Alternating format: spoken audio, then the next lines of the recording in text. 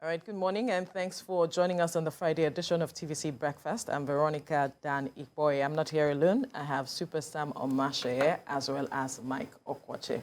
Gentlemen, it's good to have you this morning. It's good to have you back. Morning. Thank God it's another day. Thank God it's another day. And thank God it's Friday. Absolutely. Yeah. And there's been interesting developments across the country, especially with regards to Rivers State, where Nyesom Wike have been, embracing or inviting different persons of different political leanings, and is generating conversations across the social media platform.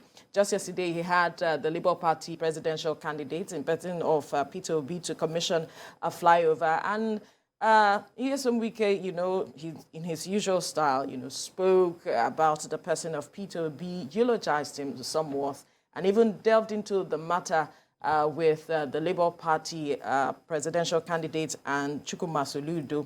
And then the Labour Party candidate came up and began to speak. He made several statements, and I want you to react to that, Sam. Well, first of all, say that Wike's statement yesterday put a lie to what some of the PDP people were saying, that, reconciliation is on the way. Yeah. From what he said yesterday, there was not even a conversation going on.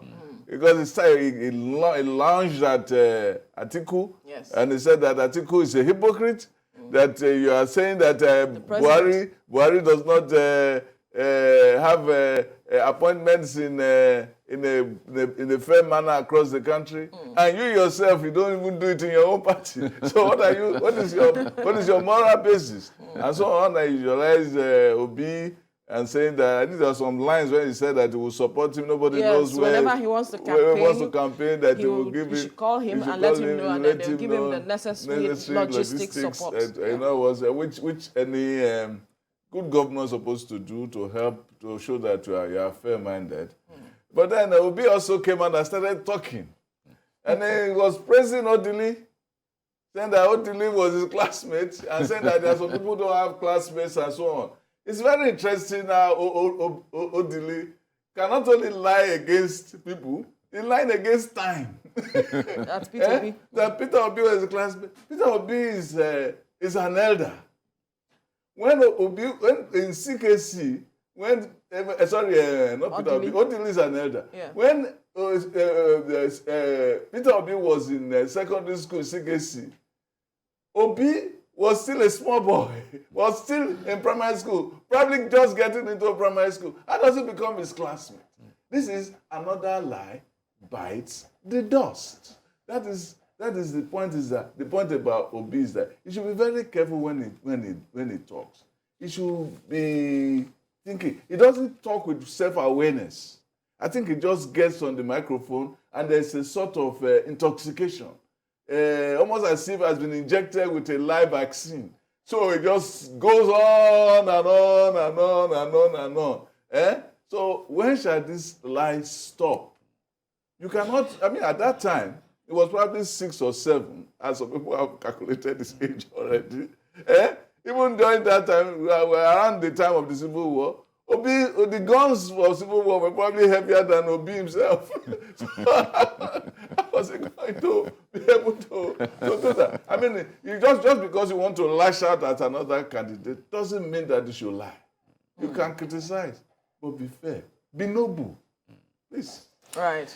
Yeah, I think the developments, from what we see in political terms, if we see the writing on the wall, where Wike is inviting the presidential candidate of another political party, it tells you that there could be something going on here, especially when you know that Wike is not in good terms with his own political party presidential candidate.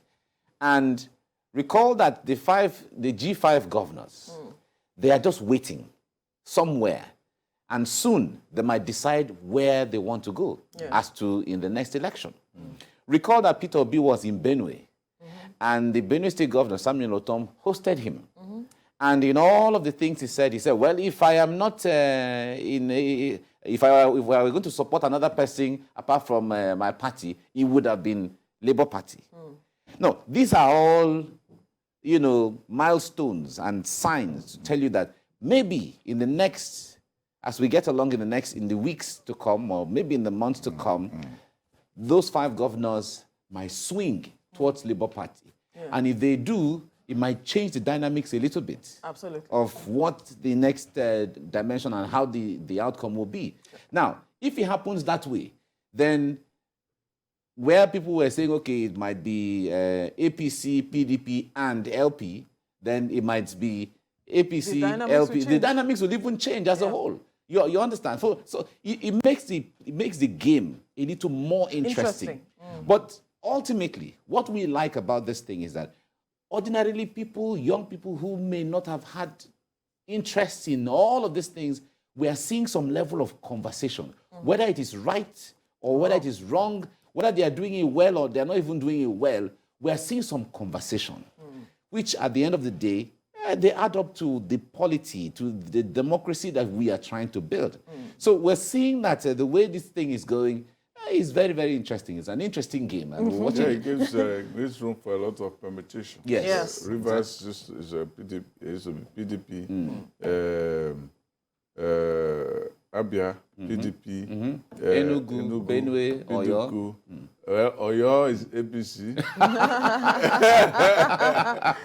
well, so it's going to be hard for that. I don't know what Oyo will do, but it's a governor there, PDP governor who has not shown much enthusiasm for any party other than just watch. And then we have Benue, which is here and there, neither here nor there.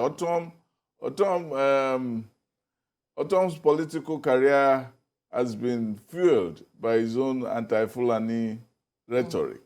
So now that that is out of the way, where is his clout? Where is his clout going to come from? Where is he going to exercise? How is he going to exercise his clout? Especially when you have a man like Alia, Reverend Father Alia, doing a lot of grassroots work. I understand that one time he went, they were blocking him from attending meetings somewhere. Then he went somewhere else, and the people all moved away. But Alia is both the attention and also Alia is also the venue. So we'll see how all of this, but it's a way of trying to say, okay, we are PDP and we are strongholds of your party, and we can turn it against you. Yes, and exactly. Take it away. So it's actually Atiku that suffers this. Exactly. This thing. Absolutely, because a lot of persons were wondering, hearing this statement coming from the person of Wike, how is Atiku going to sleep, and how is he going to handle all of this? Because the way Wike is moving, he's trying to position himself for something, but he's not showing where his leanings are. Yes, he's throwing out his support as a good governor, as has been said, but then in the coming days would understand where he's positioning himself, or what he's positioning himself for at the end of the day.